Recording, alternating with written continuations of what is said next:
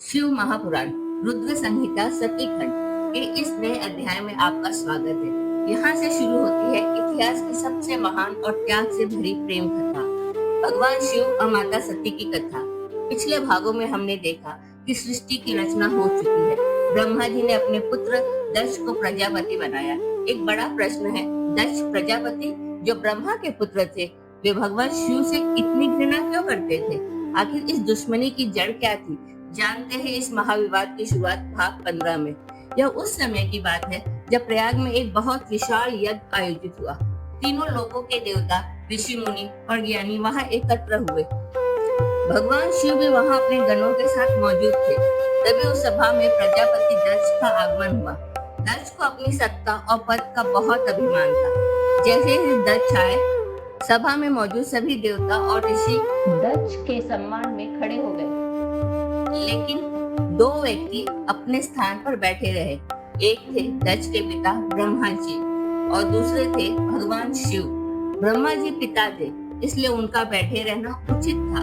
लेकिन भगवान शिव को बैठा देखकर दक्ष का अहंकार छोटे हो गया। उसे लगा कि शिव ने जानबूझकर उनका अपमान किया है। दक्ष क्रोध से भर गया। उसने भरी सभा में भगवान शिव का अपमान करना शुरू कर दिया। दक्ष ने कहा, ये शिव देवता के बीच बैठने योग्य नहीं है।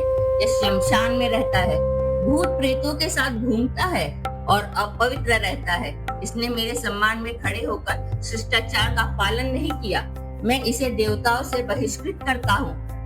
आज से यज्ञ में शिव को भाग नहीं मिलेगा। भगवान शिव तो शांत रहे, लेकिन उनके परम भक्त नंदी को यह अपमान सहन नहीं हुआ। नंदी ने क्रोध में आकर दक्ष और वहां मौजूद उन सभी ब्राह्मणों को श्राप दे दिया जिन्होंने दक्ष का समर्थन किया था। बदले में दक्ष के साथी ऋषि भृगु ने शिव गणों को उल्टा श्राप दे दिया। यही वह घटना थी जिसमें शिव और दक्ष के बीच एक कभी न खत्म होने वाली दुश्मनी की नींव रखी।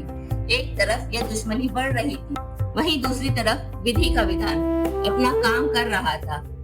याद है आपको, भाग 14 में माता आदि शक्ति ने ब्रह्मा जी को वचन दिया था कि वे दक्ष के घर पुत्री के रूप में जन्म लेंगे। अपने वचन को पूरा करने के लिए माता शक्ति ने दक्ष की पत्नी प्रसूति के गर्भ में जन्म लिया।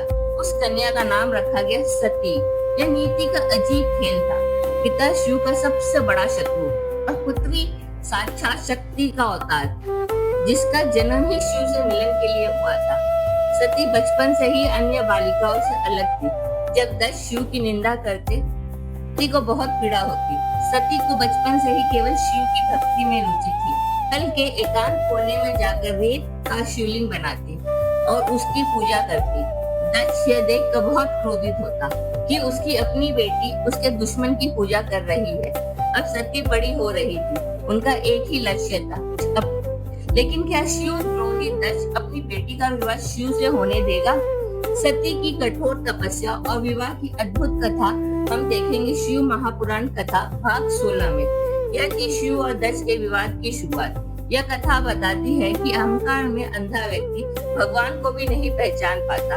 अगले भाग में हम देखेंगे माता सती की घोर तपस्या। अगर आपको यह कथा पसंद आई तो लाइक करें और कमेंट में जय माता सती लिखें। सब्सक्राइब जरूर करें, क्योंकि यह प्रेम कथा अब और भी गहन होने वाली है।